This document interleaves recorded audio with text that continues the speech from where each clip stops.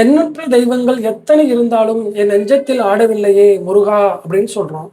அது மாதிரி முருகப்பெருமானுக்கு எண்ணற்ற கோவில்கள் உள்ளது. அருணகிரிநாதரால் பாடல்பட்ட தலங்கள், திருப்புகழ் பாடப்பட்ட தலங்கள் எத்தனையோ உள்ளது. ஆனால் நாம் எங்கு செல்கிறோம்? முருகனுடைய அறுபடை வீட்டுக்கு செல்கிறோம்.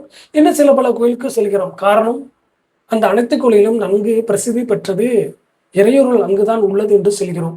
அப்போ அருணகிரிநாதர் சென்று திருப்புகழ் பாடிய தலங்களில் இறைவன் அருள் இல்லையா? நான் ஒன்று மட்டும் உங்களிடம் சொல்லிக் கொள்கிறேன்.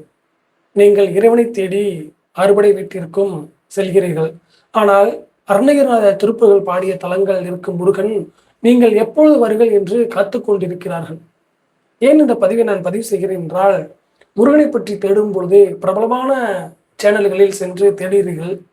எங்களைப் போன்று முருகனை போற்றி தினமும் புதுமையாக ஏதாவது சொல்ல வேண்டும் என்ற எண்ணத்தில் இருக்கும் எங்களையும் நீங்கள் தேடி சென்று கருத்துகள் கேட்கும் பொழுது எங்களால் முடிந்த அளவு முருகன் புகழை மற்றவர்களுக்கு எடுத்துச் சொல்ல முடியும். காரணம், இந்த அல்கரிதம் அதிகமாக லைக், கமெண்ட், ஷேர் செய்வர்களை மட்டுமே எடுத்துச் செல்கிறது.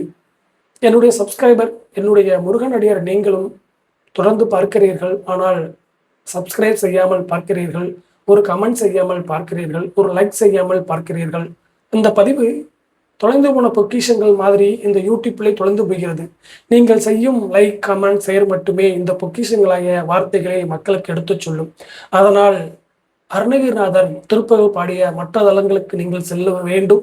அதே போன்று மற்ற முருகன் தலங்களை பின்பற்றுவது போன்றும் லைக், கமெண்ட் செய்வது போன்றும் இந்த சும்மா இரு சொல்லர் என்ற தளத்தையும் நீங்கள் ஷேர் செய்து உலகம் உய்ய உத்தமம் சிறக்க முருகன் உபதேசம் செய்த சும்மா இரு சொல்லர் என்ற இந்த உபதேசத்தையும் திருப்புகளையும் கடந்து எடுத்துச் செல்ல எனக்கு நீங்கள் ஆதரவு தர வேண்டும் என்று முருக பக்தர்களை நான் கேட்டுக்கொள்கிறேன். முருகாச்சரணம்.